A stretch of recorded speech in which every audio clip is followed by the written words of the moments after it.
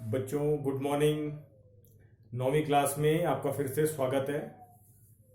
हम chapter number 13 की लगातार वीडियो बना रहे हैं और उसे देख भी रहे हैं। मैं उम्मीद करता हूं आपको वीडियो समझ में आ रही होगी।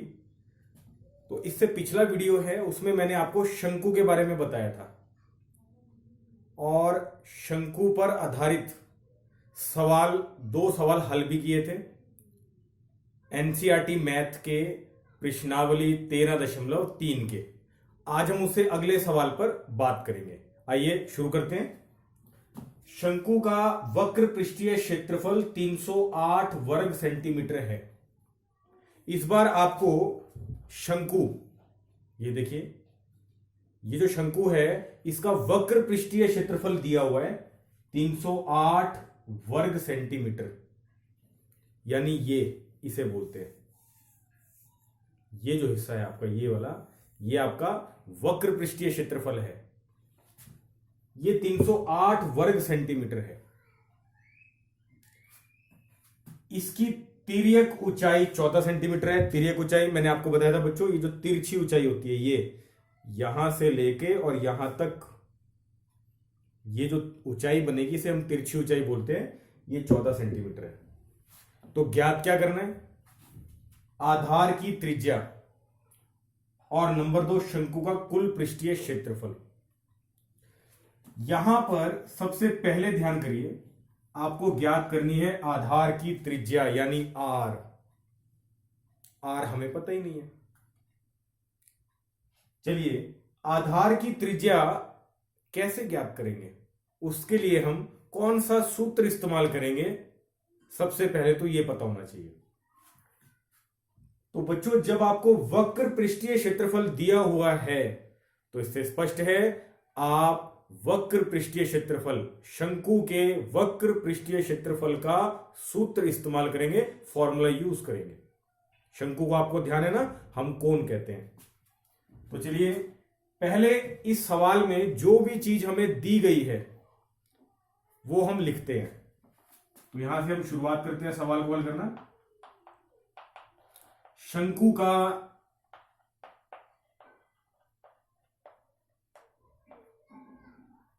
वक्र पृष्ठीय क्षेत्रफल दिया हुआ बच्चों में, वक्र पृष्ठीय क्षेत्रफल वो दिया हुआ है 308 वर्ग सेंटीमीटर। ध्यान दें, इसे वर्ग सेंटीमीटर बोला जाता है। सेंटीमीटर की शक्ति 2 या सेंटीमीटर स्क्वायर ऐसा ना बोले। इंग्लिश में कहें तो स्क्वायर सेंटीमीटर बोलेंगे, हिंदी में कहें वर्ग सेंटीमीटर। और साथ ही में तिर्यक ऊंचाई दी हुई है,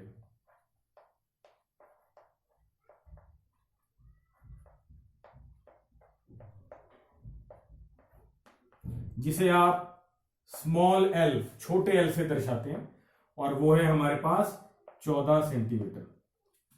आधार की त्रिज्या जो हमने ज्ञात करनी है,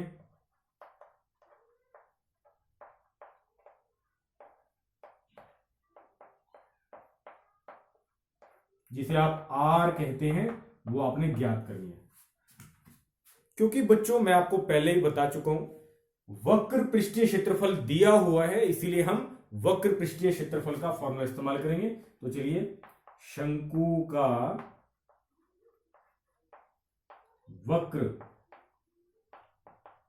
पृष्ठीय क्षेत्रफल, और उसका सूत्र ध्यान है आप बच्चों को, पाई आर एल। इस सूत्र में जिसका मान आपको पता है उसे रखते जाएं। शंकु का वक्र पृष्ठीय क्षेत्रफल हमें मालूम है 308। यहां ये इकाई लगाने की जरूरत नहीं है, क्योंकि जब हम हल करते हैं तो वहां इकाई नहीं लिखते हैं। पाई का मान आपको पता ही है, 22/7 गुणा आर, त्रिज्या हमने ज्ञात करनी है, उसी का मान तो हम निकाल रहे हैं, यानी उसका मान हमें पता ही नहीं है। तो आर ऐसे कैसे रहेगा, और एल तिर्यक ऊंचाई यानी 14। यहां मैं आपको एक नियम बार बार बताता हूं बेटे, आप सभी बच्चों को वो नियम ध्यान भी हो गया होगा। जिसके बारे में अब मैं आपको बताने वाला हूं।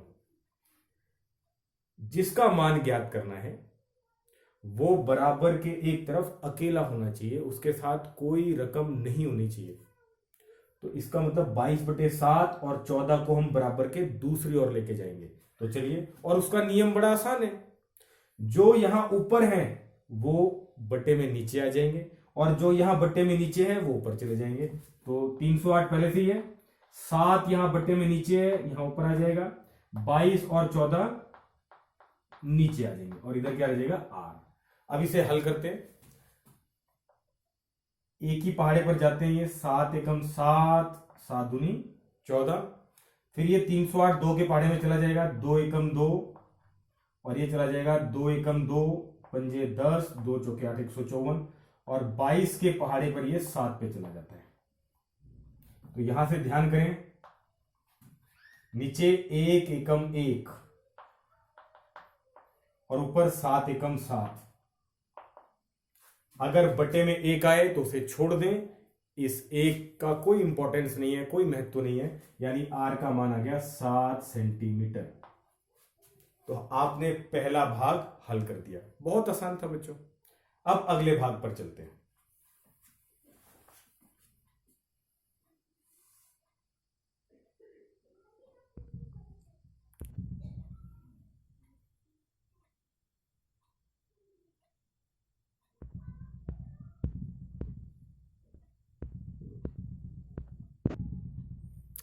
अब हम दूसरा भाग हल करते हैं। उससे पहले आपको तिर्यक ऊंचाई यानी एल, यहां हम शंकु की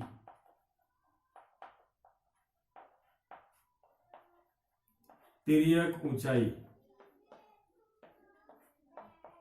जिसे आप एल बोलते हैं, वो आपको 14 सेंटीमीटर दी हुई है। और शंकु के आधार की त्रिज्या आपने पहले भाग में ज्ञात कर ली है।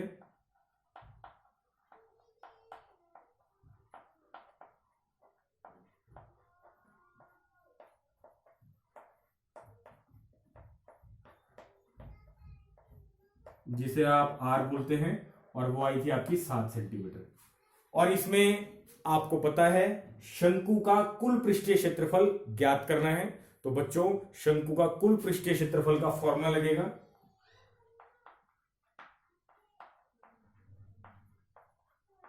शंकु का कुल पृष्ठीय क्षेत्रफल। इसका फॉर्मूला बच्चों अब तक याद हो जाना चाहिए, और अगर याद नहीं हुआ है तो एक बार फिर ध्यान से देखें और याद करने की कोशिश करें।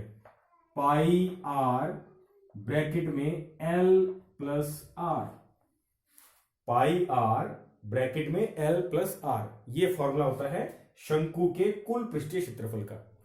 अब यहां पर जिस जिस का मान आपको मालूम है उसे रखते जाएं।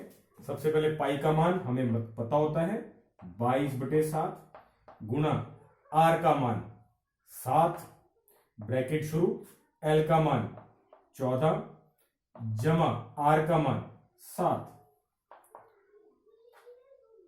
7 से ये 7 चला जाएगा 1 पर, 22 एकम 22 और नीचे 1 आया, छोड़ दें, गुणा ब्रैकेट में 14 जमा 7, ये मिलकर बन जाएगा 21।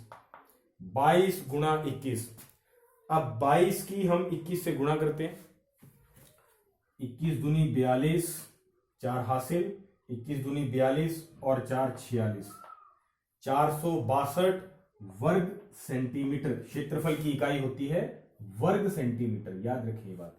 और ये आपका कुल पृष्ठीय क्षेत्रफल आ गया। देखा बच्चों, कितना आसान सवाल है ये। आइए अगला सवाल करते हैं।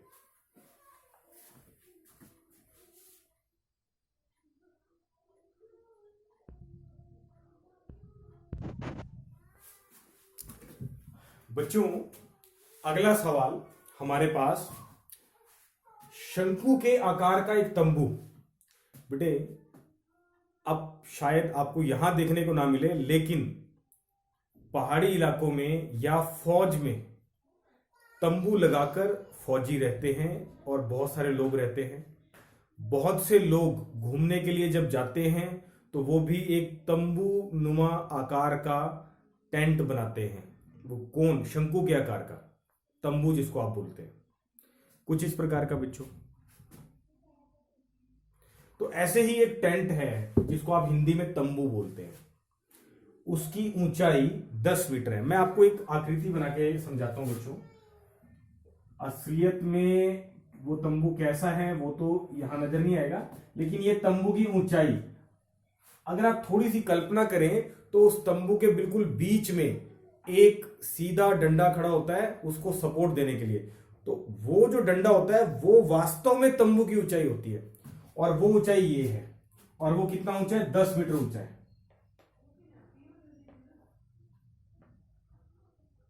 और आपको ये त्रिज्या दे रखी है 24 मीटर। आपको ये तिर्यक ऊंचाई L निकालनी है। ये बच्चों याद आया कुछ? मैंने आपको, इसे आप H बोलते हैं और इसे आप R बोलते हैं। ये जो आपकी ऊंचाई है जिसे आप H कहते हैं, और R जिसे आप त्रिज्या कहते हैं, और L जो आपकी तिर्यक ऊंचाई है, ये तीनों मिलकर एक समकोण त्रिभुज बनाती हैं। और समकोण त्रिभुज पाइथागोरस सूत्र का पालन करती है, या कहें पाइथागोरस थ्योरम को फॉलो करती है। पाइथागोरस के अनुसार जो कर्ण 90 डिग्री के सामने वाली भुजा कर्ण, यानी हमारा जो L है तिर्यक ऊंचाई, उसका वर्ग किसके बराबर होगा? उसका वर्ग होगा बराबर H का वर्ग जमा R के वर्ग के। ये सूत्र आपको अच्छे से याद होना चाहिए। L square is equal to H square plus R square. L का वर्ग बराबर H का वर्ग जमा R का वर्ग। और तिर्यक ऊंचाई निकालने के लिए हम इसी सूत्र का इस्तेमाल करने वाले हैं, क्योंकि हमें एक तो 10 मीटर ऊंचा यानी ऊंचाई H दे रखा है, और त्रिज्या यानी R दे रखा है। H और R दे रखा है तो हम L निकाल सकते हैं इस सूत्र से।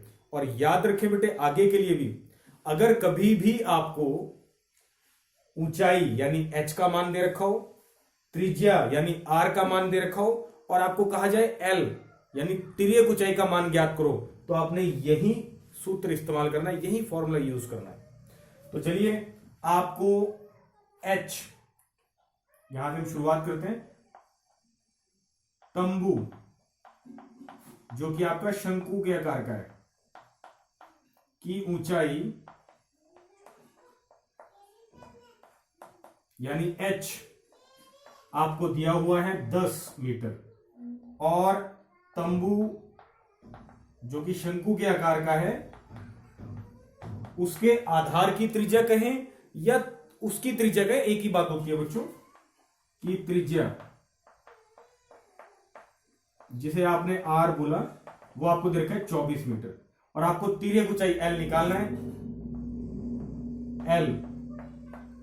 तो चलिए अब हम ये फॉर्मूला इस्तेमाल करते हैं। देखिए L का वर्ग बराबर H का वर्ग जमा R का वर्ग। तो इसमें जिस जिस का मान आपको पता है वो रखते जाते हैं। H का मान 10, H का वर्ग है इसीलिए 10 का वर्ग भी होगा, फिर जमा, तो जमा होगी। R का मान 24 है बच्चों, 24 का वर्ग, और L का वर्ग, L का हमें मान निकालना है, ज्ञात करना है। L का मान हमें मालूम नहीं है, इसलिए L का वर्ग या L स्क्वायर ऐसे का ऐसा रहेगा। 10 का वर्ग आप बच्चों को पता है 100 होता है, और 24 का वर्ग 576 होता है। L का वर्ग ऐसे कैसा?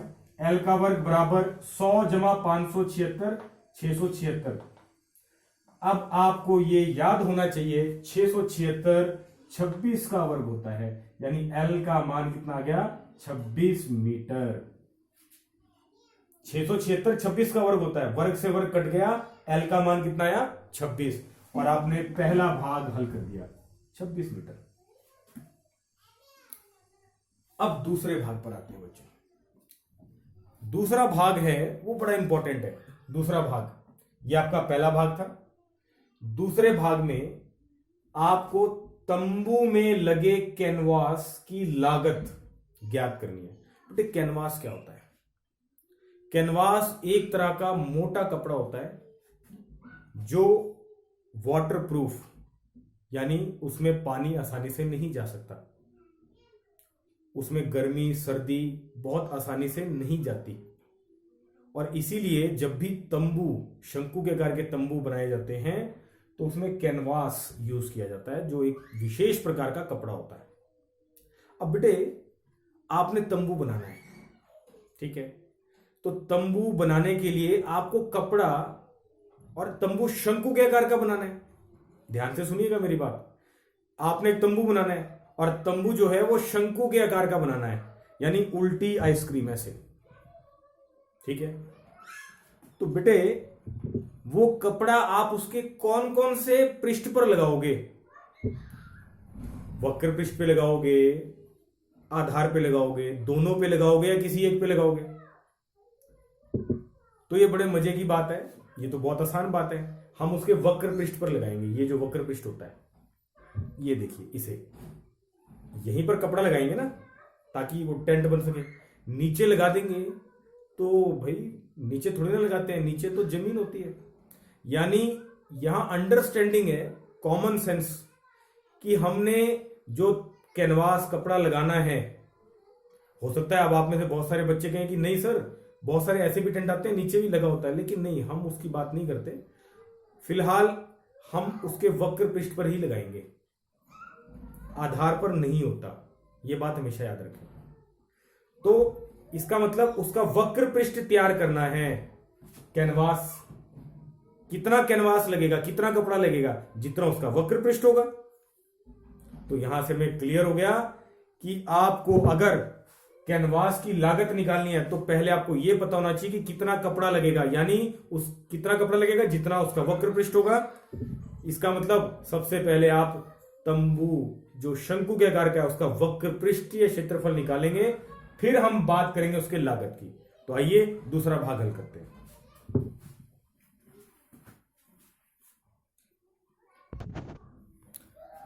तो हम निकालते हैं तंबू का वक्र पृष्ठ, तंबू नहीं, हम उसे कहेंगे शंकु का वक्र पृष्ठ,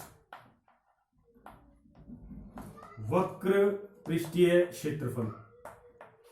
बच्चों, ये थोड़ा मैंने शॉर्टकट में लिख दिया, आपने ऐसा नहीं लिखना, मेरे पास जगह की कमी है। वापृषे, वक्र पृष्ठीय क्षेत्रफल, और इसका सूत्र होता है पाई आर एल। अब आपको इसका मान, पाई का मान होता है 22/7, आर का मान आपको पता है कितना है, 24, और गुणा में एल का मान कितना है, 26। अब ऊपर नीचे कोई संख्या है जो एक ही पहाड़े पे जाती हो? नहीं जाती। तो इसका मतलब ऊपर वालों से गुणा, और नीचे तो 7 है वो ऐसे कैसे रहेगा? तो 22 की पहले 24 से गुणा करेंगे और फिर 26 से करते हैं। तो बच्चों कितना आएगा?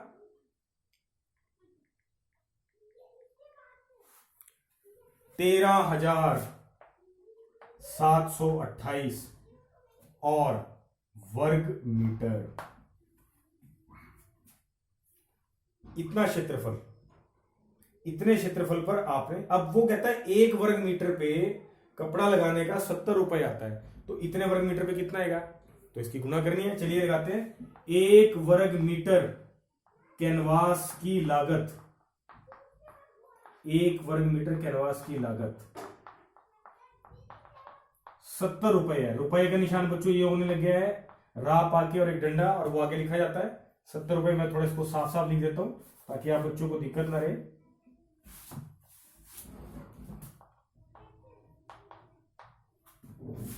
तो इतने वर्ग मीटर यानी 13,728/7 वर्ग मीटर कैनवास की लागत। भाई 1 वर्ग मीटर पे 70 रुपए लग रहे हैं, तो 1 वर्ग मीटर से ज्यादा है, ज्यादा के लिए ज्यादा लगेंगे, और ज्यादा का मतलब गुणा करेंगे। तो चलिए गुणा करते हैं। 13,728/7 की गुणा किससे करेंगे? 70 से। 7 के पहाड़े में ये 10 पे जाएगा। और बच्चों थोड़ा सा मैं इधर वाला रब कर रहा हूं, अब हमें इसकी जरूरत नहीं है फिलहाल। तो ये यहां से ऐसे आएगा 13,728 गुणा 10 और बटे में 1। 1 का कोई महत्व नहीं होता, आपको पता ही है।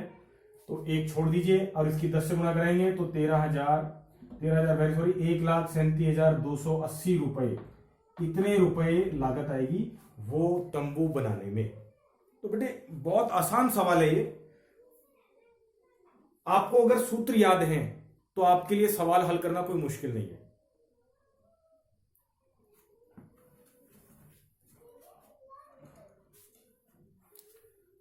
तो बच्चों आज के लिए इतने ही, ये 2 सवाल।